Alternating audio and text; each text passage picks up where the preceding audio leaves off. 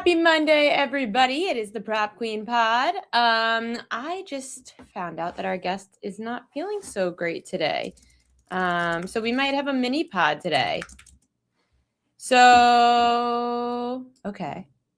Hi. I'm never on time. We all know that.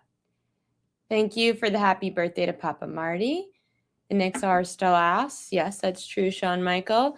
We're just going to do mini pod today, and we'll talk NBA best bets. I've got prep queen edges in the NBA for a few games on the slate. Gave out a newsletter this morning of some of those NBA props as well. And honestly, I just haven't had any time to look at what's gone on in those games. Just trying to communicate. Let's take a look at those games from today, by the way. Philly and Charlotte. Charlotte's kicking their ass. Atlanta ends up beating the Indiana Pacers 130-116. Atlanta was laying 5. Total was 234.5. I guess, wow, Benedict Mathurin did play. He ended up going over his points prop. That was given out in the newsletter. He had 16 points. Benedict Mathurin's point prop was way too low.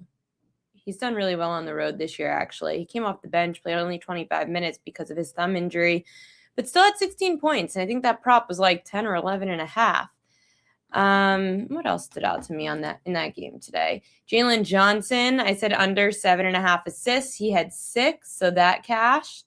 Oh, Mathurin was 13.5 at even money. He's averaging 19 points a game, Mathurin, against bottom 10 defenses, which is obviously the Atlanta Hawks. The Hawks allowed the 6th most points per game. So both props ended up hitting in the first game. And then in Philly and the Hornets game, with the Hornets up 116-73, we have no Paul George and no Joel Embiid in this game.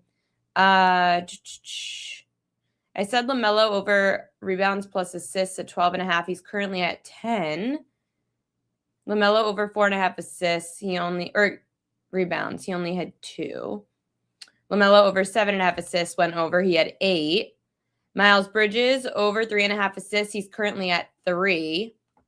For the Philly side of things, VJ Edgecombe, Kelly Oubre, and Adam Bona all struggle on the boards without Embiid and Paul George.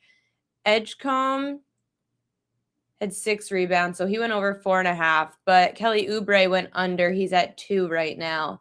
And then Adam Bona, did he play? Yeah, off the bench, 2 rebounds. So those unders looking pretty good for 2 out of those 3 that came out in the newsletter. And then Quentin Grimes. Where are you, Quentin Grimes? I said over 3.5 assists. He had 4. Wow, what a great start to the day. What a great start in the NBA, everybody. Shout out. So props did really well in the first half of games. We've got props for the second half of games, and I think Jared Block is going to join the show from over at Trinity Analytics. He said he's not feeling well, but he can chat for a little bit, so we'll get some of those. I know obviously the big story of the day is the Super Bowl and how we are going to have the Seattle Seahawks and the New England Patriots going head-to-head. I had a crazy situation yesterday because in the Splash Sports contest, I had it perfectly set up if the Rams won the Super Bowl, because I had 2 Survivor contest entries still alive, and I had the Patriots and the Broncos to be able to choose from. So I picked both of them for this round, but the problem was I already picked the Seahawks in both, so I needed the Rams. And I was like, okay, I don't feel so good about this game today, so I'm going to go and take the Seahawks before last night's NFC Championship game. I took the Seahawks last night at plus 165 for like 280. So I'll make I think it was to get back 7 something. So I do have now a Seahawks Super Bowl ticket. Let's hope the Seahawks end up cashing over those New England Patriots.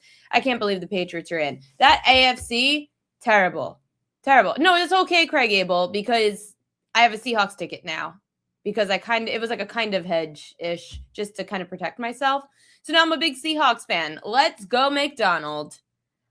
From a props perspective, it's going to be annoying because attacking the Seahawks with tight ends and running backs is the way to go. So we will definitely be on Hunter Henry props. We will try to figure out how the hell to handicap Ramondre Stevenson and Travion Henderson. That's a nightmare. on the Patriots defensive side, they don't have too many holes defensively, which is going to be tough, but we probably could attack the Patriots. Definitely, I'm going to be looking for a lot of defensive player props. And you can't even bet field goals against the Patriots. They allow the least field goals per game in the NFL. Seattle already lost? What are you talking about? So I'm definitely very nervous about the prop edge against the Patriots because there's really not that many. There are a few against Seattle.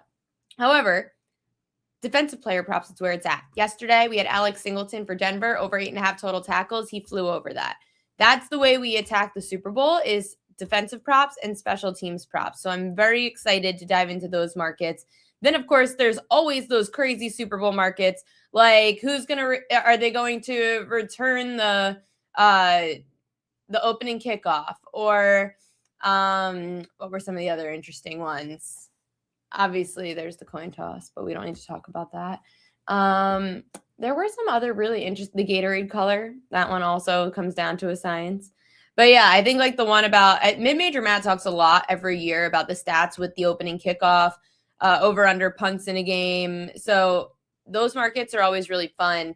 And I'm going to try to get on the props.cash, guys, because that's one of my favorite sites to use. And I feel like for the Super Bowl, they're just going to be overloaded with so much stuff.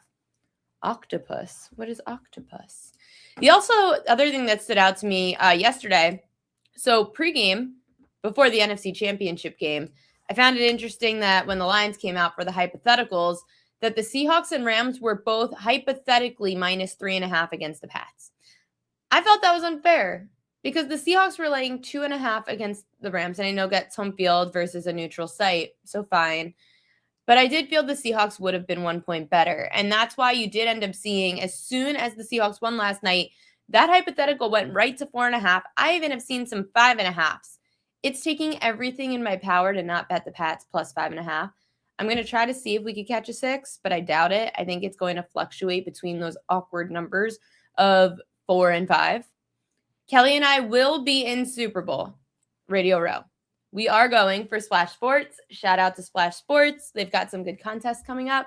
So Kelly and I are going to be doing the whole Radio Row San Francisco thing from Tuesday to Friday. We'll be at Radio Row Wednesday and Thursday. We land Tuesday. We're going straight to Wine and Oysters. But if anybody has good recs, let us know. We're getting like a late lunch at Wine and Oysters or something. Like there's like a Wine and Oysters place that looks at the Golden Gate Bridge, to which I've never been in. The only time I've ever been to San Francisco has been to fly to San Fran to go to Napa. So I've literally only ever gone to Napa from San Fran, but I've never done San Fran. So if anyone has recs, let us know. But yeah, we're getting oysters and wine when we land. Then we're going to get our hair done.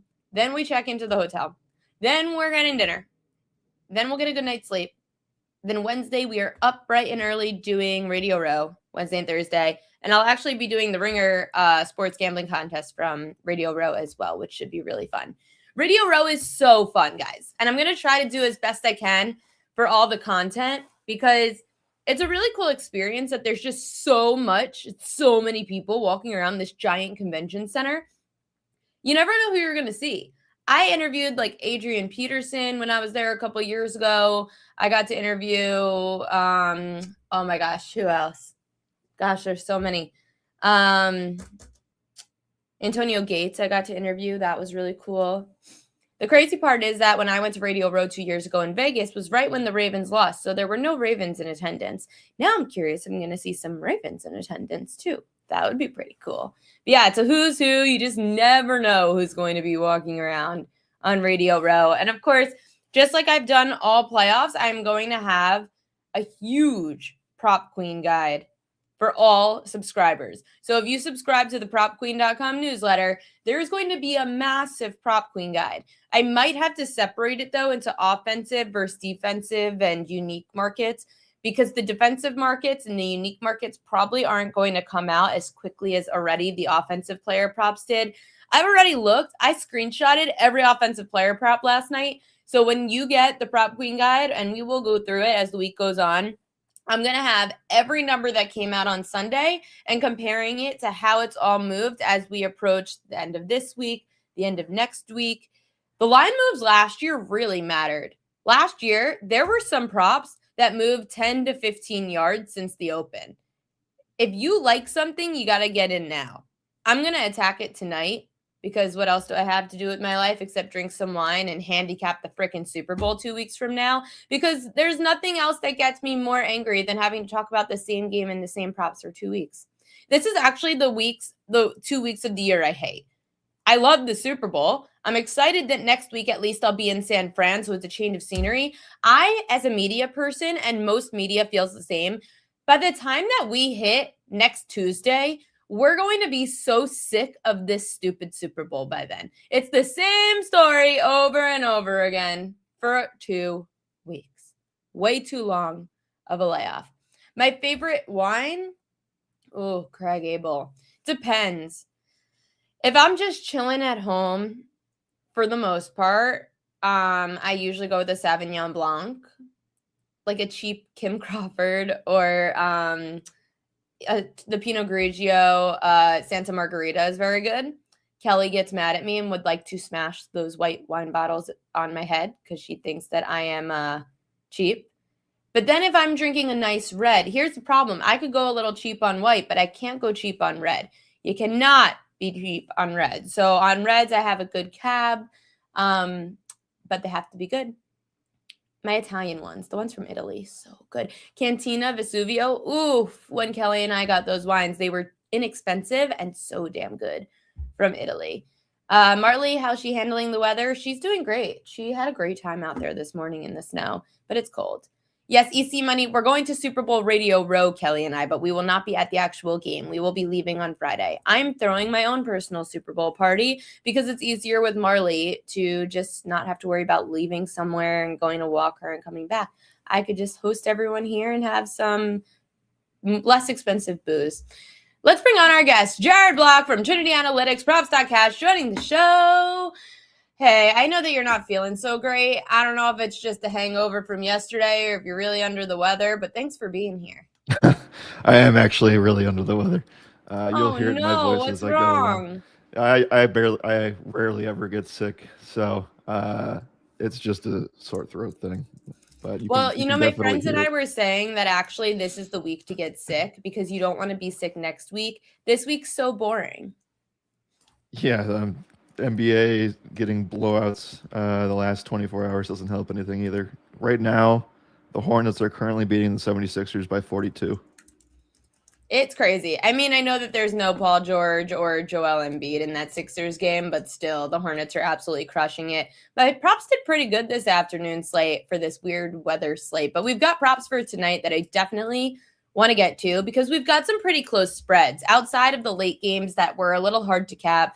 10.5-point spread for the Rockets. Then the late game with the Warriors, Draymond and Steph are questionable, so that's impossible to cap. Yep. Earlier games. Let's start with, I guess, I don't even know what you've got for today, but I guess that first game would be the Cavs game. Yeah, so I don't have much for Cavs Magic, but I do think it's a really nice spot for Donovan Mitchell on paper. We've noticed that since Jalen Suggs has been out, teams have really been able to take advantage of point guard scoring against the Magic recently. So D-Mitch, certainly a guy you can look at and feel confident with. From there, there's not really a lot of things that I love about the Orlando side. Anthony Black's in a good 3-point scoring spot. The Cavs are one of the worst 3-point defenses in the NBA. As of recent, basically since Christmas, they're one of it annoyed me because these two just played on Saturday. So anything that happened in that game, I'm not betting, aka Anthony Black over threes. Yeah, I know. Didn't that game get really out of hand? Am I remembering that right? The Cavs won 119-105. Yeah, these games blend together. But if I were to remember correctly, yeah, that's the day that I definitely said people should play Black, and he didn't do anything. So, yeah, I mean, I think you can continue to attack it. Baseball is so much more of let's go back to the well situation rather than basketball. Sometimes we get these back-to-back things where, like, Minnesota, Golden State's a great example of this. Like, imagining trying to, guess which side of the blowout you're going to be on is pretty hard when you're going back-to-back, same game, same time, basically. 24 hours ago, Golden State ended up smashing the Wolves, and we'll probably see the opposite side of that tonight. We've got this Trailblazers and Celtics game. These two also saw each other about a month ago, December 28th. Blazers won 114-108. Celtics at home tonight, laying 8. Is that too large a spread for you to be betting anything, or do you like anything there? No, not. I actually do like Portland quite a bit, and I'll tell you why. Because I do think that when you look at Celtics games, the first thing you look at is their 3-point spot good on paper, because they have a lot of great 3-point scorers. It's basically what their team is built on without Tatum right now. So the answer to that tonight is they're not in a good 3-point spot, which gives me some confidence that Portland could keep things competitive. Especially got to keep an eye on the Denny of Diaz stuff. He's questionable tonight for them. With that said, this game screams Jaylen Brown. Like I said, he's the only guy that doesn't need to rely on the 3-point shot to go in. And we've already talked about this not being a good above the break matchup for Boston. Portland's more of a we're going to give up a lot of points in the paint and points in the mid range, and that's essentially what JB does if they can't get 3-point stuff going. So I like him. And then on top of that, defense from Portland's been kind of just falling off to the wing position recently, and that's kind of just like creating a stars align moment for Jaylen Brown, and an interesting narrative. Drew Holiday on the other side. I know. I was wondering with the Drew Holiday situation. He wasn't in the last game that these two played in December, and Drew Holiday is a pretty good matchup tonight against a bad perimeter defense. He does, and specifically from an assist standpoint too. Boston's been a team that we've attacked all year from an assist standpoint with point guards. If we don't get Denny, then that's even better for Drew Holiday. But right now we're seeing Drew play 18 to 22 minutes a game, back-to-back games of 7+ assists. So I like that. I think you can kind of lean into that. And I probably wouldn't, be playing much Portland over the next 3 weeks or so, but it does make sense if Denny is out tonight. If Denny Avdija does play, just Rodriguez wants to know if you like him for 20+. It's not really the best matchup for him necessarily. You want 3-point shooters against Boston. That's kind of just where they've been leaking the most points.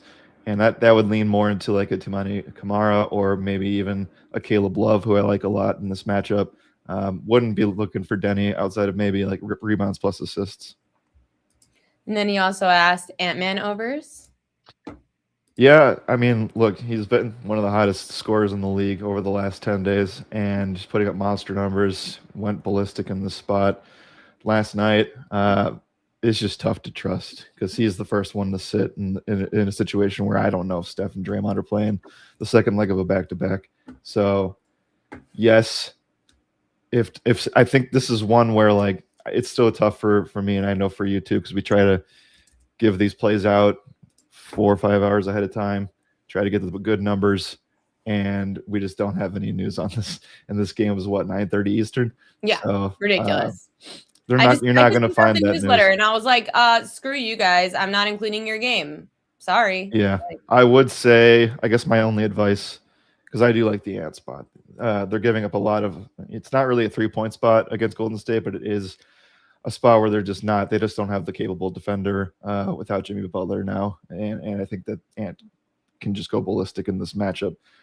I would say if you plan to do that and you want to wait for that news, you probably are best, and hopefully you're in a state that you can play a sports book straight. I would just take Ant when you get that news. Lakers at Bulls. Lakers laying 1.5 on the road, total 237.5. Luka, LeBron, or are you going elsewhere? Yeah, they have brilliant. Luka and LeBron both have really strong trends from the rebounds plus assists market without Austin Reeves. So I do like the majority of what that looks like. On the other hand, we do know that Chicago has fixed their 3-point stuff, and I thought it might have been just a lack of recent really strong guard matchups for them, but they've held point guards to one of the lowest clips of scoring in the league recently over this last 7-game stretch. This is basically every game since Christmas, or the majority of them. So this is way more of a LeBron driving game than it is a Luka scoring from 3 kind of game, but it doesn't mean that he's going to do poorly. I still expect Luka to go, your 25, 10 and 10, getting close to a triple-double tonight, but I'm more focused on him from a rebounds plus assist standpoint, whereas LeBron's more of the I'm going to score in the paint kind of scorer in this situation. Yeah, I mean, the Bulls are the right place and team to do it against. A team bottom 10 in points allowed, a team bottom 10 in assists allowed. So they should have a good night tonight. Memphis and Houston, large point spread. Houston laying 10.5 at home. Total 224.5. Anything here? You worry about this one getting out of hand a little bit. We do know this is a really good spot for Jabari Smith Jr. in the event the game does stay close. We've mentioned the Bulls in this conversation of worst teams against power forwards over the course of the NBA season. That title now belongs to Memphis. They are the worst team against the power forward position over the last 7 games specifically. You can count the whole month of January if you'd like to from that regard. And on top of that, we do know that Memphis is going to be missing not only Zach Edey, Brandon Clark, but also we do have the news that Jack Londale is going to be taking a personal day, and then on top of that, Santi Aldama is questionable. So really lack of defense there on that side. So I like Jabari Smith, but I also do worry about this game getting relatively out of hand with all those injuries. Super Bowl. Now we have it set. Seattle Seahawks, New England Patriots. I know it's early and I don't want to keep you talking because of your throat hurting. Where are you going to look early to try to dive in? Like, what prop edges would you say are out there that you're like, yeah, now that that's the matchup, that's where I'm going? I think you can look at what's happened yesterday, and a lot of what we talked about early on in the week, and then obviously what I do behind the scenes at Trinity did come to fruition. We saw Drake May essentially put the game on his back from a rushing angle, and that was something that we looked a lot when it was regarding the Denver man coverage stuff. They kind of just let quarterbacks run all over them because they're so focused on playing man-to-man coverage and trying to lock down receivers. And you saw that kind of play out in real time. Though again, really tough sample with the snow situation. So I just don't know if Drake May is going to be able to use his legs in this matchup. I think that he's going to have to rely on throwing to Hunter Henry, and that was a matchup where I liked it yesterday. And Me it just didn't come to too. fruition. I'm pissed. Yeah, just didn't come to fruition. Didn't get there. But we did see the Rams tight ends just absolutely smash against the Seattle Seahawks, and you should expect to see something like that. I would assume Hunter Henry props are going to be probably bet to oblivion by this time next week, and I wouldn't be shocked to see that go up. I heard you say 10 to 15 yards. I would not be shocked if he was on the long list of props that got bet up that high. So I think the biggest weakness for Seattle is their tight end coverage. Me too. And I just don't know. Or pass catching backs. We've seen. So yesterday was the toughest running back matchup that the Patriots have had in well over a month. Mm-hmm. And they didn't really have much success in doing that. And again, you kind of just take the second half of that game out and kind of throw that one out because no one was running the football effectively. But with that said, like, I just don't know how they're going to be able to get much going on the ground against the Seahawks. And that's why I think that, 4.5 feels high as an initial line. I know it opened at 3.5, but it's all the way up to 4.5 in some places. I kind of get it. I kind of understand why. So I'm not saying like Patriots +5 is probably going to look pretty good next week. But I'm not like a super, I don't consider myself a sharp sides totals guy, but I understand. I just don't really see many pathways to New England really being effective on the ground. I said it in the chat earlier. Well, I said it to the chat earlier that I have the Seahawks now +165, jumped in right before NFC Championship game started. So I am a Seahawks fan. I thought about it. I was like, okay, well, I don't trust the Pats. I didn't really trust anyone out of the AFC. I don't trust the Pats. And I had so much Rams Survivor that I was like, all right, the Seahawks, I'm getting them at +165 on the money line. The Lookaheads came out, and the Lookaheads had these teams at -200. And once the game ended and the Seahawks won to almost -300. So I basically have a +165 money line on the Seahawks. Nice. So that was the way I played the side. It'll be truly interesting to see. So Seattle was the #1 EPA per rush defense and I just don't know how effective that Pats running back room is going to be. And it's basically like, I guess we'll see if they give Travion Henderson more of a workload.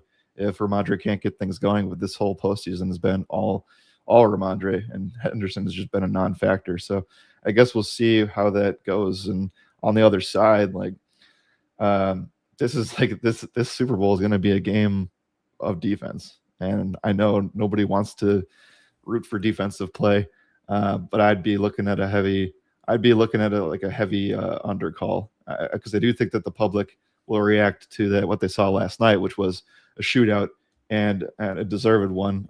We kind of just I kept telling our chats that like they have the opportunity to steamroll because the Rams were the worst pass defense of the remaining 4 teams. We saw that play out. I didn't expect the Rams to fight back the way that they did and make it as close as they did, but you could thank a horrible flag against the Seahawks. Well, yeah. That they definitely got the shootout that the NFL wanted. I just don't think that that's going to play out similarly. These are 2 of the best defenses in the NFL, and again, no one really wants to see that play out. It's going to be a low-scoring, boring game. Yeah, it certainly could. And that's why I think what the total sits right now at 45.5. Do not be surprised to see public initially put a lot of money on the over. So we could see it getting towards a number that's more critical in betting of like 47 or 46.5. And then you can start to see some sharp action on the under, because I don't think we're going to get 47 points next week. Well, Jared Black, we appreciate you coming on, even though you're feeling a little bit under the weather. You are the greatest. Coming over from Trinity Analytics, props.cash. Appreciate you coming on, giving us some NBA stuff, a look ahead to the Super Bowl. I will talk to you soon. Feel better, my friend. Thank you. Poor Jared. I'm glad that he came on, though. We needed some NBA stuff, and I'll have NBA stuff as well. But first, I did forget to mention how pissed off I was about yesterday's snow, because all the weather indicated, according to the meteorologists out there, that the snow wasn't going to impact the game until way late, like might not even impact it at all. So did I handicap with snow? No. I ended up losing the Drake May pass attempt prop, which should have hit in a close game, as I predicted, because I had Denver plus 5.5. I had a feeling that the game was going to be close. So Drake May would have to throw the football. And of course, like Jared said, to his tight end, Hunter Henry, who had a great matchup against Denver. Did it hit? No, because the Patriots won a game with being too scared to throw in the snow. You know who wouldn't have been scared to throw in the snow? Josh Allen, Patrick Mahomes. Good quarterbacks will throw in the freaking snow. Patriots played it safe. They won. It makes me so angry. Anyway. For the Super Bowl, John Ewing from BetMGM posted this. Since 2003, Super Bowl favorites are 7-15 against the spread. Favorites of more than 3 points, 2-9 against the spread. Seahawks -5 against the Pats at BetMGM yesterday. So that was pretty intriguing, because I need to decide who I'm picking against the spread in my pick'em contest. I am 2 points away from number 1. Out of like 50 people, I am 2 points away from number 1 of my pick'em contest, so I need to pick the Super Bowl winner correctly, or else I could be out of money, and that sucks. Anyway, we've got propaganda for tonight in the association. The most bet on props of the day at MGM. Here it is, propaganda.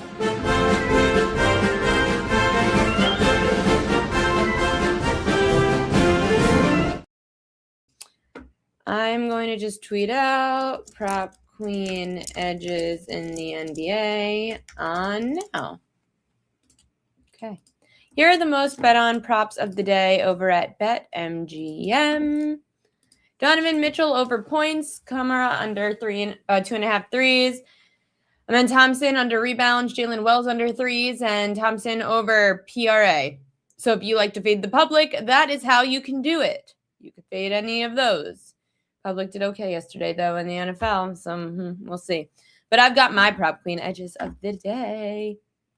So the way I'm going to attack Donovan Mitchell is going his under assists. Donovan Mitchell is, hold on, let me just get my stats up.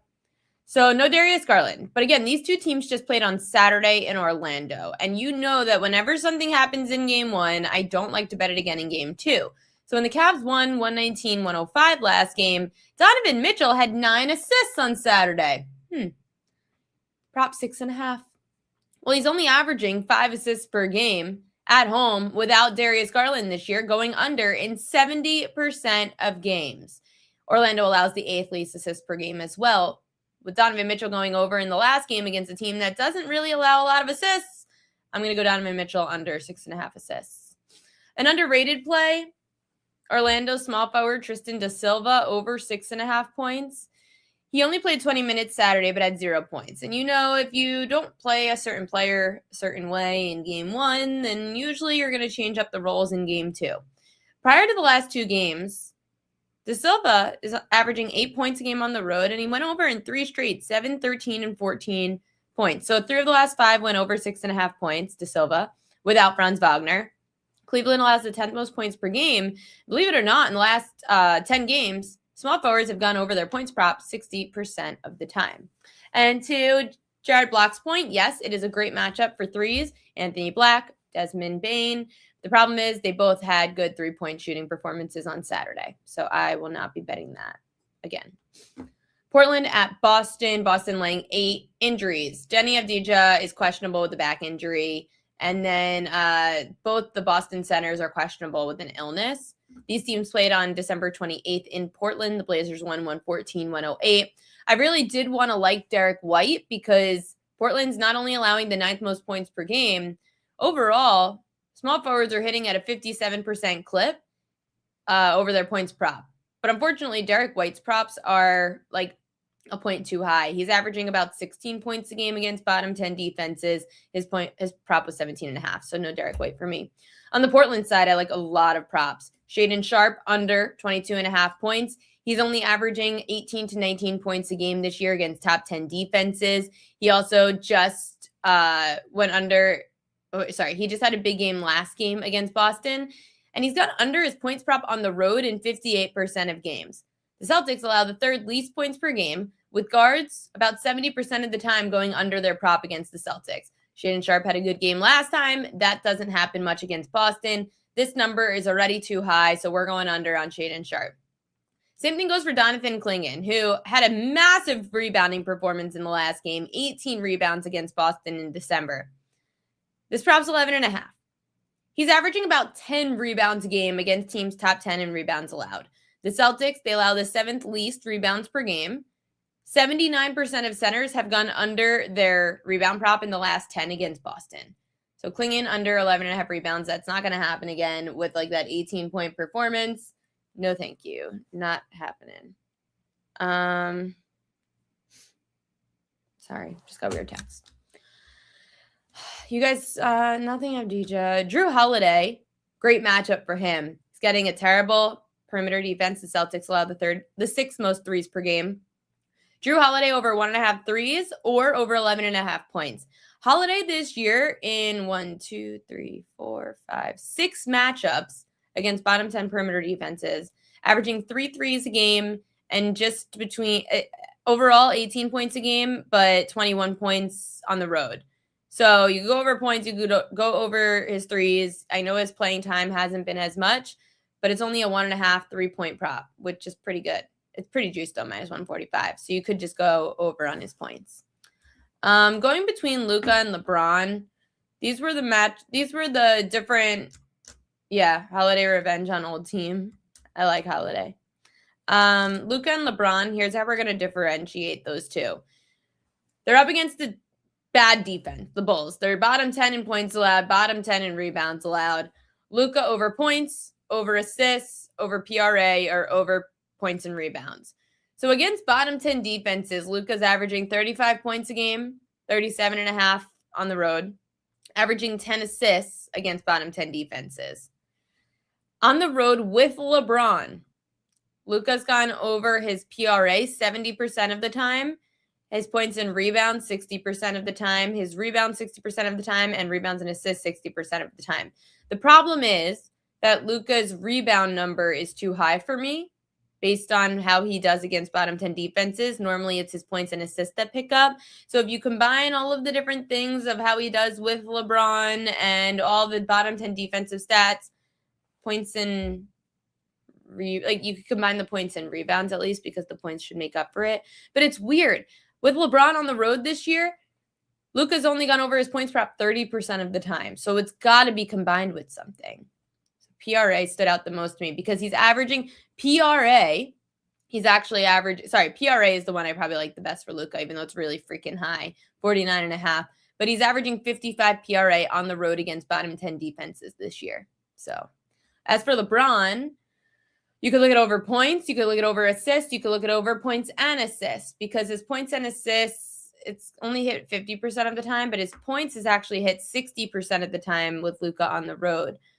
His points prop's 22.5, and on the road against bottom 10 defenses, LeBron's averaging 23 points a game. His assist prop's only 6.5, and he's averaging 7 to 8 assists per game against bottom 10 defenses. Only hit 40% to the over with Luka, though, this year on the road.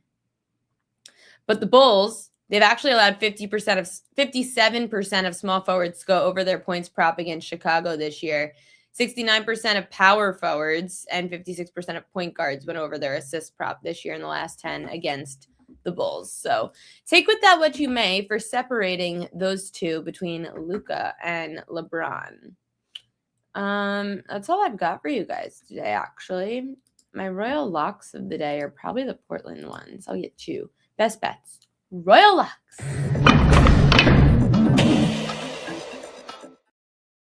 Royal locks of the day. Shaedon Sharpe under 22.5 points. Again, he's only averaging about 18 to 19 points a game this year against top 10 defenses. Just had a big game last time around Boston. Boston's allowing the third least points per game, and guards they've been pretty good against this year. Plus 58% of Shaedon Sharpe's road games went under 22.5 points. Donovan Clingan under his rebounds as well. 11.5 is too high. I have it about 10. And Boston's allowed 79% of centers to go under their rebound prop in the last 10 games. So I don't think that they do that either. So good and bad news. The good news is I'm not really going anywhere. The bad news, tomorrow's probably the last live stream. The live stream's been a lot of fun, and I do love talking with you guys. And I'll probably do some live streams again. But the live stream just takes up a lot of time and effort. And unfortunately, there's just so many other things that I have to do throughout the day that I really just need to focus on the business side of things. But I'm going to be posting to YouTube. So everything is just, I'm not leaving. I'm just going to YouTube. YouTube is where everything's growing. Everything has been great on the X stream for sure, but it's unfortunately just not where I've been advised to put all of my resources, and the live stream just takes up a lot of time and effort. And I feel like I can't give you guys a great live stream the way I wanted to, with the way that, like, I love getting guests on the show every day, and I love producing the show and doing it for you guys, but it just eats up a lot of time.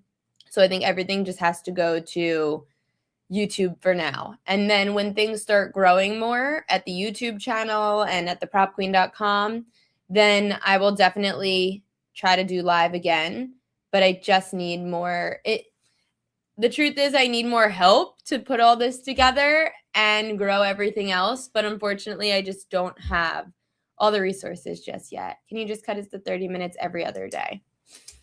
I'll think about it. I'm not fully set on this, like fully being gone. I just needed to figure out something else. You know, this is the part of the business, and full transparency. The live stream doesn't make money. Like everything else I've been doing is making money. And I'm still not, Sir Mackie, I'm not leaving the YouTube. The YouTube is staying. I'm doing everything on YouTube. It's just not live. I don't know. I can't really hire. Oh, thanks, guys. Full transparency, the live stream just doesn't make money. Everything else is making money. The newsletter is doing well. The website does well. The YouTube is going to is making money, but the live stream just doesn't. So it's like, what am I supposed to do? I don't know. It's a hard business move, truthfully, but I'm going to try to build everything else so that I could get more help on the live stream. And this way and I would definitely, stop it, EC Money. I'm not doing, it's not about that. It needs to be consistent helping. Like, it's so hard to explain. I feel so bad because I really didn't want to leave the live stream. It's been about a year of doing this thing, and it's been a lot of fun talking to you guys. And I really don't want to lose the communication with you guys, but I won't on social media. Like, we could all just communicate via X and whatnot. I'm going to try to go live, like, thank you. I'm going to try to go live at certain points, and I think it's going to help to be able to go live for big things, big events. I'm going to do webinars too, which will be live. I'm going to do some webinars for like the beginning of each season, getting you guys back into the mode of, I'll do lives for that, like making sure, like, hey, if you forgot how to handicap MLB, here's how we're going to handicap MLB. Oh, you see money. That's so sweet. Again, my content's not going anywhere. It's going to be on the YouTube. Like, I'm going to still be putting prop info out every day. The newsletter, the YouTube channel at Prop Queen Media, the newsletter at thepropqueen.com. Everything's still going to be posted. My problem is that the live stream is so late in the day that I can't get things on YouTube fast enough. So if I don't have it on YouTube for a long time, then the videos don't do well, because by the time everything goes to YouTube, it's already like tip off. So I really needed YouTube to grow more. So it's not like the lives are better for what I do. You guys are killing me. I really love doing it. I do. But I'll think about it. I'm thinking maybe I'll just do a few lives a week instead of every day. But then it's like very inconsistent, you know? I know. 5 p.m. 5 p.m. has been great. But again, no, I don't hate you guys. I love you guys. You guys are the hardest part of doing this. But when it comes to my time and my schedule, it's really difficult to do the live stream and do everything else. You make too much of a difference in us. I'm not disappearing. I'm going to the YouTube channel. You just have to check out the YouTube channel. Maybe I'll do the YouTube channel live. I don't know. I'll see. But everything has to be earlier. That's the problem. That's why I thought lives do better, because of the timing. Yes, I know, that was the thing. The lives were supposed to be for 5 o'clock because it's supposed to be the best time of day with everybody getting off work. But the problem is, since the videos aren't living on YouTube, they're not making money. They need to live on YouTube. It's not about 4 or 4:30. It's like I need everything to live longer on YouTube, like longer than an hour or two. I don't know. I have to think about it. But right now, especially because I'll be in San Francisco all next week, I definitely won't be able to do lives. I'll still be back tomorrow, though. We're doing one more live at least tomorrow. Then I'm going to focus on posting Super Bowl content Wednesday through Friday, so at least Super Bowl content can live on the site. I'll have NBA props up on this YouTube as well. And then as I go through the next couple of weeks, seeing how things go with the YouTube channel. So definitely just subscribe to the YouTube channel at Prop Queen Media. We'll do one more tomorrow, a live. And then for the next couple of weeks, I just have to kind of sort out the YouTube channel. We're going to do some more things for the Prop Queen Media YouTube channel. I will still be posting Prop Queen Edges every day. I will still make sure that there's a lot of Super Bowl stuff. Like, I'm going to go like probably different categories of props for Super Bowl so that you guys can have all the different things you're looking for Super Bowl props. I'm going to be posting more how-tos. I'm going to lean a lot into the Prop Queen method, because the Prop Queen method is the way that I love to break down all the games. So helping you guys learn to be smarter bettors. And I'm going to do a lot of interviews with people that to get them on the show, like to have a whole YouTube interview with these people for sports gambling and talking about sports betting and the future of the industry, more from entrepreneurial side of things. Learning from other people's viewpoints of how the sports betting industry is going to continue to grow. I'm going to consider, though, all of your thoughts in the chat. We will still be live tomorrow, 5 p.m. Eastern time. I will think of how we can still do these things. I know. I like being live and present too. But you know what? It's like I've got a lot of you guys who have been here every single day, and it's been freaking amazing getting to talk to you all, and that's what makes me so sad. But it's not doing enough, unfortunately. I don't know. I have to think about it. But for now, it's just I'm just playing around with all the different options I've got for what could be good and what can work. But the lives don't work on YouTube as well as... Thank you guys. You guys are the best. I appreciate you all. I know it's been a year of us going live at 5, and it's been fun with you all. But there's a chance. I'll think about it. I'm going to think about it. and I will let you know tomorrow if I come up with anything. But I will still definitely be on the YouTube channel at Prop Queen Media, and I will be doing all those live webinars coming up. Maybe one for Super Bowl, definitely for MLB. This way you guys can kind of get refreshed on how to handicap those sports, like when you need a good refresher. I'm glad I've helped you guys. I'm not going away. Like, I'm not leaving, and Prop Queen's going nowhere. It's just going to YouTube. We're just going to YouTube instead of, it's not a goodbye. Jesus, guys, it's not a goodbye. It's just going to YouTube. I will still be here to help you guys make money. I will. I just might not be able to communicate for you guys all the time. But I'll think about it. I'll think about what we could do to maybe go live on days that maybe are big slates or big games, and we could talk that way. But an hour is a long time of the day. I don't know. Okay. Best bets of the day, though. Shaden Sharp under points. Donovan Clingan under rebounds. I will see you guys tomorrow here at 5 on the Prop Queen Pod. Good luck to all of your bets tonight, and I will see you guys tomorrow.